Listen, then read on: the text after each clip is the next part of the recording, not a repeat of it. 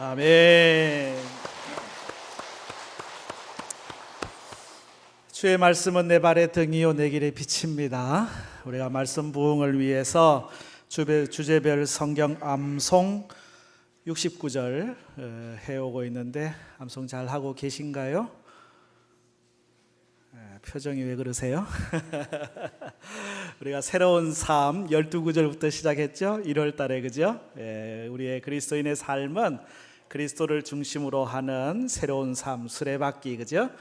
그리스도에게 순종하는 생활, 4개의 살, 말씀과 기도, 증거와 교제 12구절의 말씀이 첫 번째 암송 구절이었어요.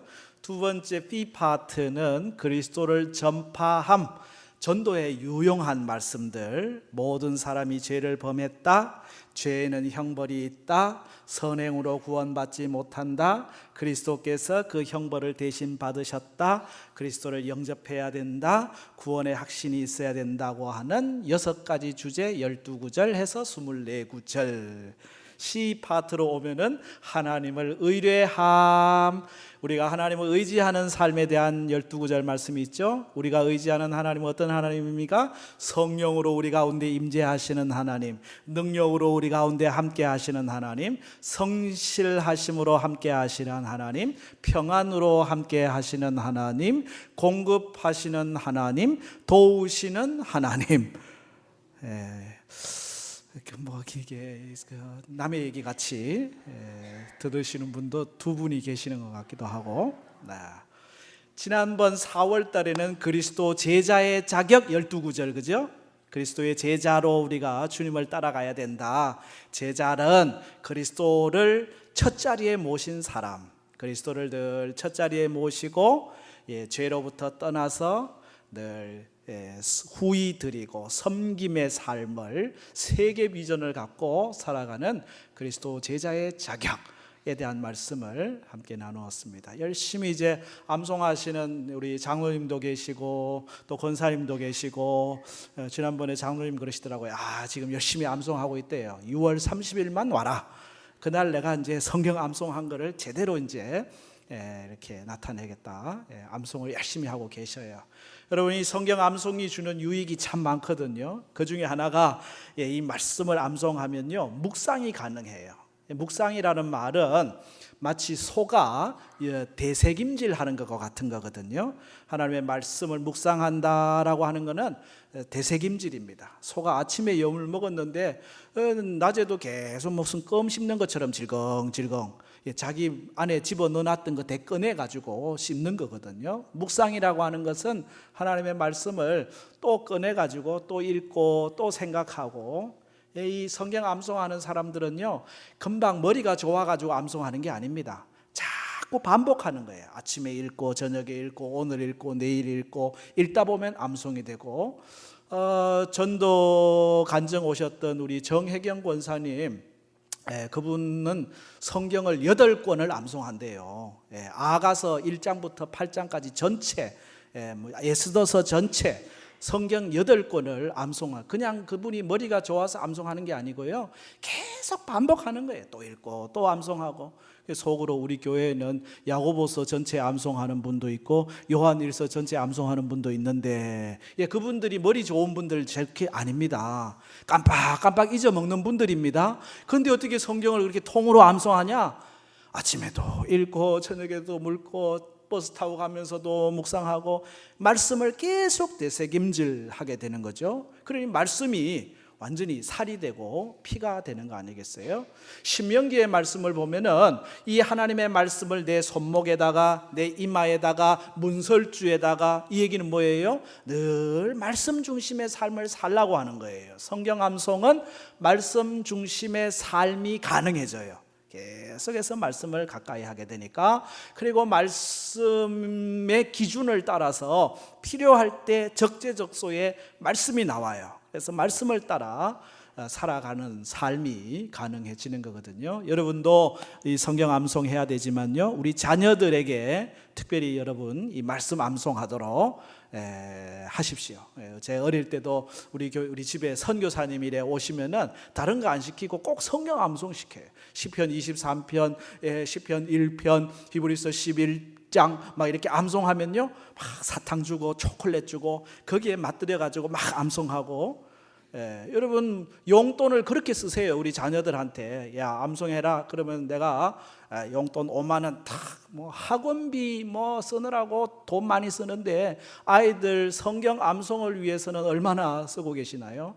암송을 해 놓으면은 그 말씀이 그 아이들을 자녀들의 삶을 이끌어 가게 될 줄로 믿습니다. 성경 암송은 대단히 유익해요. 오늘은 마지막 암송 주제 그리스도를 닮아감, 그리스도를 닮아가는 12구절의 말씀을 암송하려고 합니다. 우리는 그리스도를 잘 닮아가고 있는가? 처음 믿을 때보다 훨씬 더 예수님을 닮아가고 있는가? 라는 질문을 하게 되거든요. 닮아간다는 게 뭘까요? 사랑한다는 거죠. 사랑하면 닮아가거든요. 그럼 부부가 닮잖아요. 왜? 사랑하니까. 목사님 우리 부부는 사랑도 안 하는데 닮는데요. 사랑 안 해도 닮는 이유는요, 함께 하니까 미워하면서도 닮아요. 이상하게, 그죠? 함께 한다든지 사랑하면 닮게 되어 있습니다. 목사는 성도들을 닮고요, 또 성도들은 목사를 닮고요, 이렇게 자꾸 닮아가요. 우리는 그리스도와 함께하고 그리스도를 사랑하기 때문에 그리스도를 닮아가게 되는 것이거든요. 여러분 안에 그리스도를 닮아감의 은혜가 있기를 축복합니다. 오늘 우리의 문제는 그리스도를 닮았다는 소리를 제대로 듣지 못하는 데 있어요. 몸은 교회에 있는데 우리의 시선과 관심은 세상을 향해 있어요. 마치 뒷걸음쳐하고 있는, 교회로는 가고 있는데 우리의 생각과 마음, 시선은 하나님을 향해 있지 않아요. 세상을 향해 있어요. 그러면 우리 안에서 나오는 것은 세상적인 것들이 나오게 되는 거거든요. 예수님을 닮는다라고 하는 것은 우리의 생각과 마음과 관심이 예수님을 향하여 예수님을 바라보고 거기에서 예수님을 닮는 모습들이 나오게 되거든요. 예수님의 어떤 모습을 닮아야 할까요? 오늘 여기 우리가 닮아야 할 예수님의 모습들 6가지 주제가 있는데, 첫째는 그리스도의 사랑, 그리고 그리스도의 겸손을 닮아가는 것이죠. 하나님은 사랑이십니다. 예수님은 사랑이십니다. 고로 우리 그리스도인은 사랑이어야 합니다. 우리가 사랑이 되어야 된다는 거죠. 예수님은 사랑을 우리에게 새 계명으로 주셨는데, 오늘 읽은 본문의 말씀, 그죠? 같이 여러분 나눠드린 유인물에도 있습니다. 요한복음 13장 34절 35절 같이 암송합니다. 새 계명을 너희에게 주노니 서로 사랑하라. 내가 너희를 사랑한 것 같이 너희도 서로 사랑하라. 너희가 서로 사랑하면 이로써 모든 사람이 너희가 내 제자인 줄 알리라. 아멘. 사랑이 그리스도를 닮은 모습이에요. 그래서 서로 사랑하라 새 계명을 주고 계신데, 이 사랑하라라고 하는 말씀이 요한복음에는 56회가 나와요. 그 중에서도 특별히 제자들에게 고별 설교를 하신 이 요한복음 13장부터 마지막 21장까지에 44번 나오거든요. 그러고 보면 예수님의 마지막 메시지는 사랑에 초점이 맞춰져 있다 하겠습니다. 오늘 우리가 살아가는 이 시대에 정말 필요한 것이 사랑이잖아요. 사랑을 통해 하나님의 영광을 나타내고, 사랑을 통해 예수님의 제자인 것을 드러내고, 사랑을 통해 생명을 살리는 일을 하게 됩니다. 사랑의 기준은 어디에 있느냐? 예수님이에요. 내가 너희를 사랑한 것 같이. 예수님이 사랑의 기준이 된다는 것입니다. 그냥 우리 취향대로 사랑하는 게 아닙니다. 우리 생각대로 사랑하는 거 아닙니다. 우리 스타일대로, 우리 감정대로 사랑하는 거 아닙니다. 내가 너희를 사랑한 것 같이 예수님을 기준 삼아서 우리가 사랑하는 것, 그것이 새 계명이에요. 어떻게 사랑하느냐? 예수님 기준 삼으라는 거예요. 우리를 사랑하신 예수님의 사랑은 어떻게 나타났느냐? 이 요한복음 13장 오늘 본문이 놓여 있는 자리는 바로 예수님께서 마지막 제자들과 만찬하시는 자리거든요. 떡을 떼고 잔을 나누고, 그리고 특별히 요한복음 13장은 주와 선생이 되어 제자들의 발을 씻기는 그 장면이 나와요. 이게 예수님의 사랑의 모습이죠. 주와 선생이 되어 제자들의 발을 씻긴 것처럼 하는 사랑, 그죠? 떡과 잔을 나누시면서 내가 내 살을, 내 피를 너희들을 위하여 준다라고 하는 십자가의 사랑, 이것이 내가 너희를 사랑한 것 같이라고 하는 예수님의 사랑 기준입니다. 이 말을 들으면 아이고 우리 안에 부담이 생기는 거죠. 도대체 어려워서 어떻게 하겠나라는 생각이 드는 거죠. 그럼에도 불구하고 우리가 흉내라도 내야 되는 거 아니겠어요?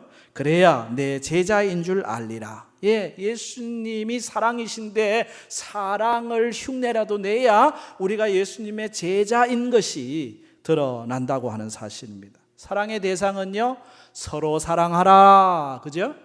먼저 제자들 너희들끼리, 교회 안의 성도들끼리 서로 사랑하라는 거예요. 부모, 자녀, 부부 간에 먼저 사랑하라는 거예요. 인류를 사랑하고 국가를 사랑하고 뭐 거창한 사랑으로 가는 게 아니고 가까이 있는 사람들에게서부터 사랑이 시작되어야 된다고 하는 것을 말씀합니다. 그리스도를 닮아감의 첫째는 뭐냐? 사랑입니다. 내 안에 사랑이 있게 하여 주옵소서. 그죠? 새 계명을 너희에게 주노니 서로 사랑하라. 내가 너희를 사랑한 것 같이 너희도 서로 사랑하라. 너희가 서로 사랑하며 이로써 모든 사람이 너희가 내 제자인 줄 알리라. 그런데 이 그리스도의 사랑을 어떻게 해요? 행함과 진실함으로 하라고 하는 것입니다.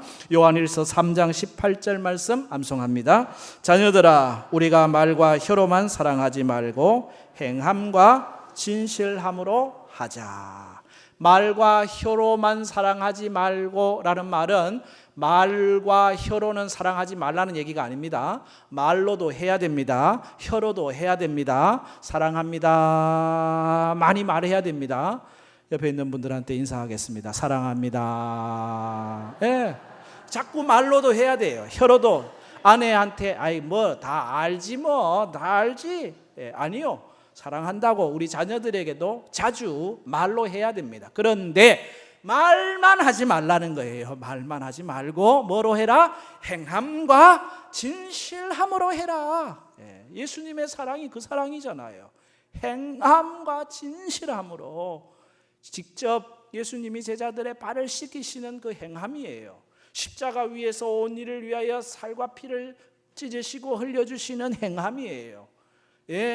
세리와 죄인들을 만나주시는 그 사랑 속에 거짓이 있나요? 아니요. 진실함이 있잖아요. 행함과 진실함. 그냥 허울 좋게 하는 사랑이 아니라는 거예요. 여인들을 만나고 귀신 들린 자를 만나고 병든 자를 만나고 예수님한테 뭐 이 사랑해서 뭐 얻을 수 있는 유익이 있는 거 아니에요. 그 사랑이 바로 진실한 사랑이죠. 말과 혀로만 사랑하지 말고 행함과 진실함으로 사랑하자. 그것이 그리스도를 닮은 성도의 모습이죠. 이 사랑이 어디에서 오느냐라고 묻는다면 저는 겸손이라고 말하고 싶습니다. 겸손에서부터 사랑이 오는 거거든요. 예수님이 나는 주다, 나는 선생이다. 그러면 어떻게 제자들의 발을 씻어요? 주와 선생이지만 나는 사랑으로 섬기기 위하여 왔다.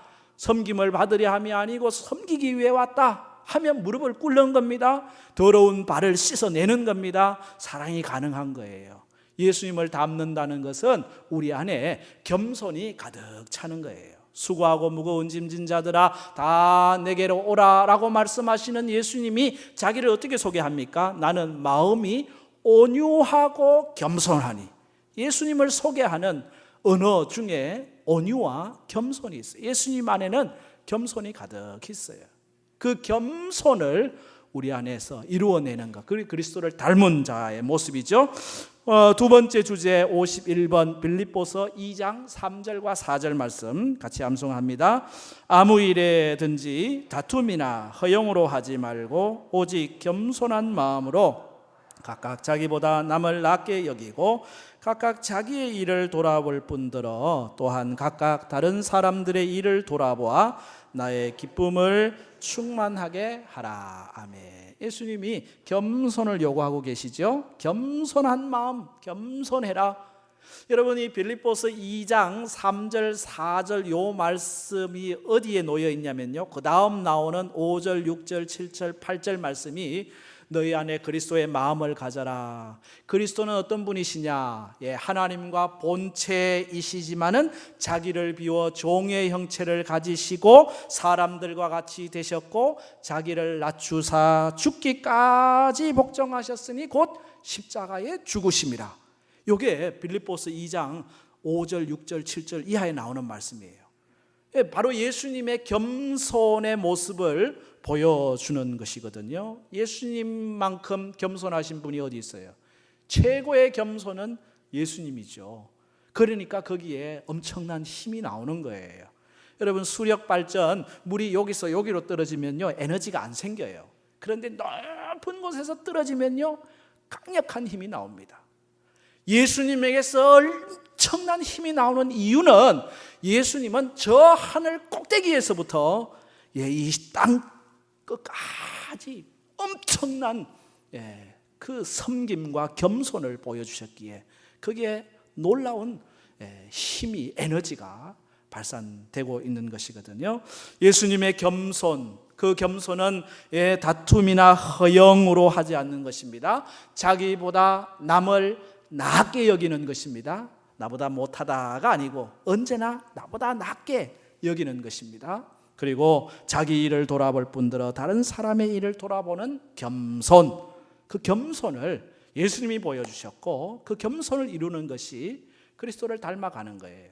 베드로전서에서는 어떻게 말씀하고 있나요? 베드로전서 5장 5절과 6절 말씀 암송합니다. 젊은 자들아 이와 같이 장로들에게 순종하고 다 서로 겸손으로 허리를 동이라. 하나님은 교만한 자를 대적하시되 겸손한 자들에게는 은혜를 주시느니라. 그러므로 하나님의 능하신 손 아래서 겸손하라. 때가 되면 너희를 높이시리라. 아멘. 젊은 여러분, 교회 어른들을 아버지와 어머니로 대하면서 순종하고 겸손하십시오. 또 어른이신 여러분, 젊은이들을 자녀같이 아들, 딸처럼 사랑하고 겸손. 여기 서로 겸손으로 허리를 동이라고. 이 겸손은 젊은 애들만 하는 게 아니고요, 어른들도 겸손, 서로 겸손으로 허리를 동이라 그렇게 말씀하죠. 하나님은 교만한 자는 대적하시고 겸손한 자에게는 은혜를 주십니다. 하나님은 교만한 자는 낮추시고 겸손한 자는 때가 되면 높이시는 거예요. 이게 하나님의 질서입니다. 하나님은 반드시 그렇게 하신다는 거예요. 성경에 그런 예를 얼마나 많이 볼 수 있는지. 사울, 다윗 대표적인 예죠. 겸손할 때는 하나님이 높이지만은 교만하면은 가차없이 꺾어버리시는 거거든요. 예수 믿는 사람은 겸손해야 됩니다. 왜? 예수님이 겸손의 왕이시니까. 예수님을 닮은 사람은 겸손해야 한다라고 하는 것이죠. 사랑과 겸손이 그리스도를 닮아가는 모습이라고 하면 두 번째, 세 번째, 네 번째 주제죠. 그리스도의 순결과 정직을 우리가 닮아가야 한다는 것입니다. 순결이라는 것은 깨끗함입니다. 진실함입니다. 도덕적 고결함입니다. 정직이라고 하는 것은 거짓이 없는 것이거든요. 예수님 안에 순결이 있어요. 예수님 안에 정직이 있어요. 이 순결과 정직, 순결에 대한 말씀 에베소서 5장 3절 말씀 암송합니다. 음행과 온갖 더러운 것과 탐욕은 너희 중에서 그 이름조차도 부르지 말라. 이는 성도에게 마땅한 바니라. 아멘. 성도에게 마땅한 게 있는데 이름조차 부르지 말아야 될 일이라는 거예요. 성도에게 마땅한 일, 이름조차 부르지 말아야 할 일은 음행과 온갖 더러운 것과 탐욕, 그것을 멀리하라라고 하는 것입니다. 이것들은 자기 쾌락이고 자기 만족이고 자기 욕심이기 때문에 그래요. 가까이 하면 안 된다는 거예요. 음행, 온갖 더러운 것, 탐욕, 이런 것들은 멀리 아예 부르지도 말고 보지도 말고, 안 그러면요 유혹에 넘어지거든요. 어머니가 과자를 구워 가지고 얘야 저녁 먹고 난 뒤에 과자를 먹어야 돼. 과자를 먼저 먹으면 입맛이 없어서 안 돼. 나중에 먹어. 엄마가 잘 구워놨으니까. 한참 보니까 애가 없어. 어디 갔나 봤더니 과자를 품에 안고 만지작 하고 있어요. 너 뭐하니? 나 엄마 아직 과자 안 먹었어요. 안 먹었어요. 과자를 품에 안고 만지작거리는 애가 과자를 안 먹을 가능성보다는 먹을 가능성이 훨씬 많거든요. 성도는 음행과 온갖 더러운 것과 탐욕은 이름조차도 부르지 말아라. 가까이 하지 마라. 멀리 순결함을 잃어버리면 안 된다는 거죠. 베드로전서는 우리에게 뭘 말씀합니까? 베드로전서 2장 11절 순결의 두 번째 구절 같이 시작. 사랑하는 자들아 거류민과 나그네 같은 너희를 권하노니 영혼을 거슬러 싸우는 육체의 정욕을 제어하라. 아멘. 육체의 정욕, 우리 안에 있는 탐심, 욕심, 특별히 이 성적인 부분, 타락, 이것들로부터 우리를 지키라고 하는 거거든요. 하나님은 거룩하게 우리의 몸과 육체를 지켜가도록 요청하시는 겁니다. 오늘날 우리가 성적으로 얼마나 참 타락한 일들이 많은지 뉴스거리들 보면 그죠? 그런 게 한두 가지가 아니에요. 최근에는 동성애가 문제가 되고 있어요. 서울 광장에서 동성애자들이 키워 축제를 한다고 그럽니다. 여러분, 성경은 한 남자와 한 여자의 결혼과 사랑 관계를 분명하게 말씀하고 있어요. 고로 동성애는 성경적으로 죄에 해당하는 게 맞습니다. 고로 동성애는 타협의 여지가 없어요. 다만 동성애와 동성애자는 구별할 필요가 있죠. 마치 콜라와 콜라병을 구별하는 것처럼, 콜라병이 콜라는 아니잖아요. 콜라와 콜라병을 구분하는 것처럼 동성애는 성경적이지 않기 때문에 마땅히 배격해야 하지만 동성애를 하는 사람은 여전히 긍휼의 대상입니다. 사랑의 대상입니다. 회복의 대상입니다. 능멸의 대상이 결코 아니다. 고로 동성애와 동성애자는 늘 구분해서 볼 수 있는 것이 필요하죠. 하나님이 주신 성은 아주 거룩한 것이잖아요. 자기 욕심을 따라 함부로 쓸 수 있는 게 아니에요. 이건 영혼을 거스르는 육체의 정욕, 그것을 제어하라.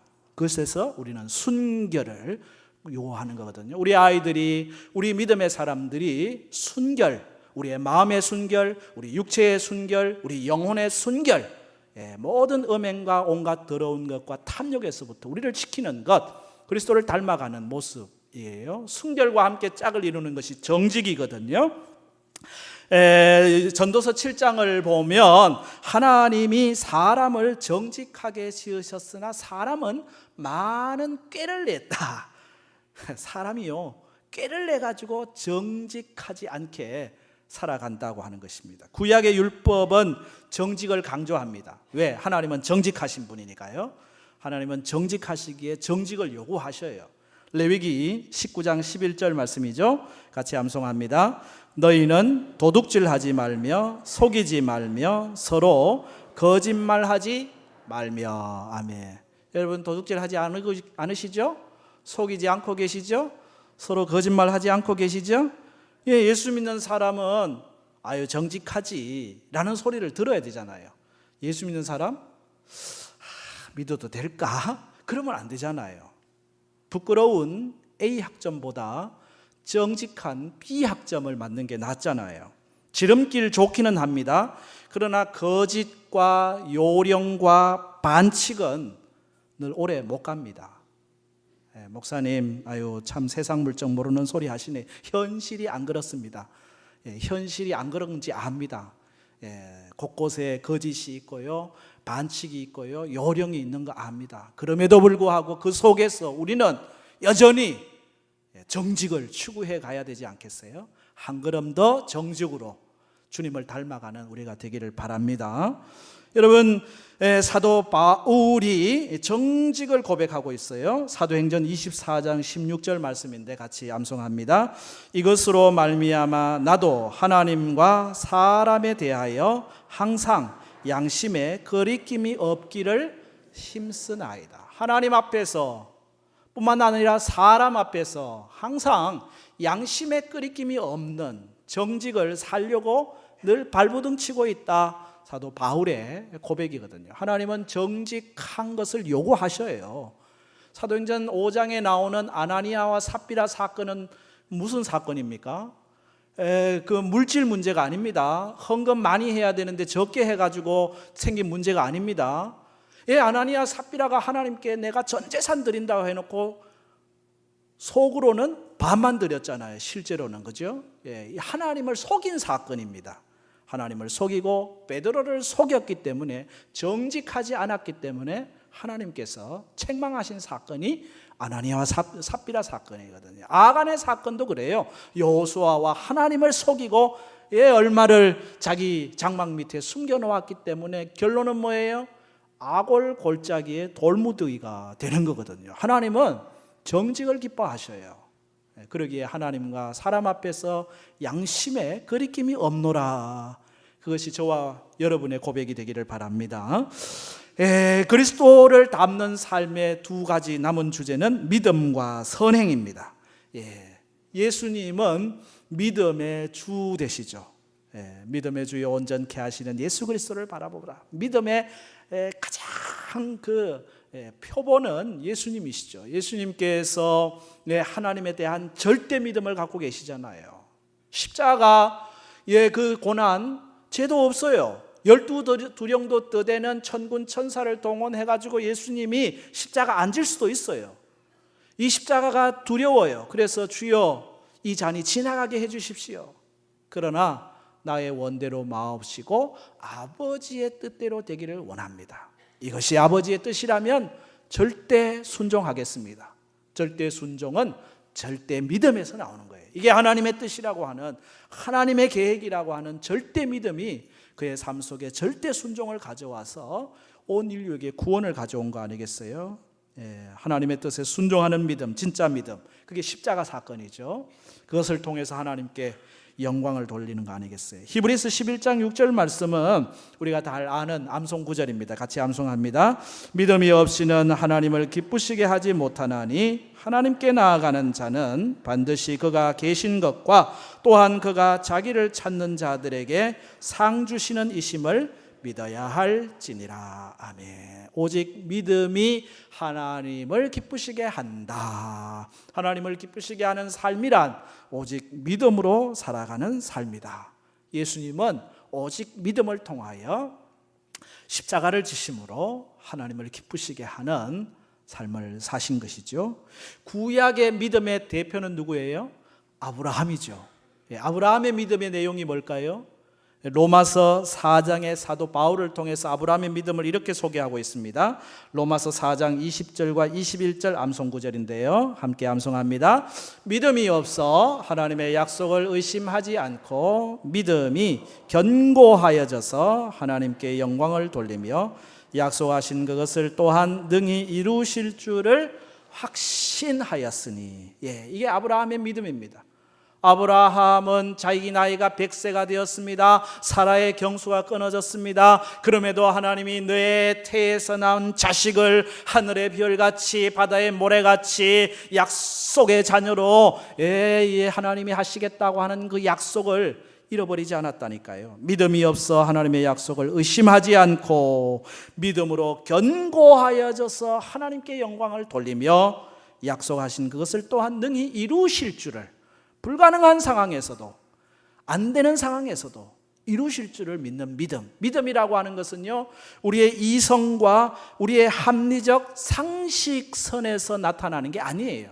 우리의 상식을 뛰어넘고 우리의 이성을 뛰어넘고 거기에서 죽음마저도 불가능마저도 넘어서는 것이 믿음이거든요. 그 절대 믿음을 통하여 절대 순종한 아브라함을 통하여 하나님의 영광을 받으셨습니다. 믿음이란 하나님의 약속을 의심하지 않는 것입니다. 믿음이란 약속하신 말씀이 능히 우리 가운데 이루어질 것을 확신하는 것입니다. 말씀에 대한 확신, 이 눈에 아무 증거 아니 보여도, 이 눈에 아무 증거 아니 보여도 믿음만을 가지고서 늘 걸으며 이 귀에 아무 소리 아니 들려도 하나님의 약속 위에 서리라.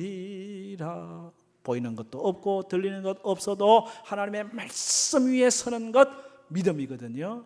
그 믿음의 사람 가운데 하나님은 일하신다는 사실입니다. 예수 그리스도를 닮는 삶이란 예수님의 그 믿음을 우리 안에서 이루고 그 믿음을 따라 살아가는 삶. 마지막 그리스도를 닮아감의 주제는 선행입니다. 선행. 갈라디아서 6장 9절과 10절 말씀 암송합니다. 우리가 선을 행하되 낙심하지 말지니 포기하지 아니하면 때가 이름에 거두리라. 그러므로 우리는 기회 있는 대로 모든 이에게 착한 일을 하되 더욱 믿음의 가정들에게 할지니라. 아멘. 우리가 선을 행하되 낙심하지 마. 선을 행하는 거, 착한 일을 하는 거. 목사님, 선을 행한다는 거, 착한 일을 한다는 게 뭘까요? 뭡니까? 이 선이라고 하는 단어가 창세기 1장부터 나와요. 하나님이 천지를 창조하실 때마다 보시기에 좋았더라 할 때 사용된 단어가 토부라는 단어가 동일하게 선이라는 뜻입니다. 좋은 것, 선한 것 다 같은 말이에요. 하나님 보시기에 좋은 것, 그게 선이에요. 여러분 자녀를 볼 때 좋습니까? 선한 거죠. 남편 볼 때 좋습니까? 안 좋습니까? 안 좋으면 선한 게 아니고 좋으면 선한 거고, 그죠? 보기에 좋은 게 선한 거예요. 옆에 있는 분들 한번 봐보세요. 보기에 좋습니다. 말은 그렇게 해줘야지 뭐, 그지? 보기에 좋습니다. 보기에 좋은 거, 그게 선이에요. 보기에 좋은 거, 그죠? 여기 보기에 좋은 것, 선을 행하되 낙심하지 말지니 때가 이름에 포기하지 않으면 거두리라. 기회 있는 대로 모든 착한 일을 해라. 착한 행실을. 예수님께서 산상보훈에서도 이 착한 행실을 요청하고 계시는데 마태복음 5장 16절 마지막 구절 암송합니다. 이같이 너희 빛이 사람 앞에 비치게 하여 그들로 너희 착한 행실을 보고 하늘에 계신 너희 아버지께 영광을 돌리게 하라. 아멘. 예수님께서 여러분에게 착한 행실을 보이고 그 착한 행실을 통해서 세상 사람들이 하나님께 영광을 돌리도록 요청하고 계셔요. 이 착한 행실이 뭐냐? 이 마태복음 5장 16절 그 위에 있는 13절, 14절, 15절은 여러분이 잘 아는 말씀입니다. 너희는 세상의 소금이다. 너희는 세상의 빛이다 라는 말씀이거든요. 빛의 삶을 살아가는 것, 소금의 삶을 살아가는 것, 그것이 착한 행실이라는 거예요. 소금이 되어 방부제같이 썩어지지 않도록 맛을 내는 삶, 빛이 되어 어둠을 몰아내고 생명을 주는 삶, 그 착한 행실을 통해서 하나님께 영광을 돌려라.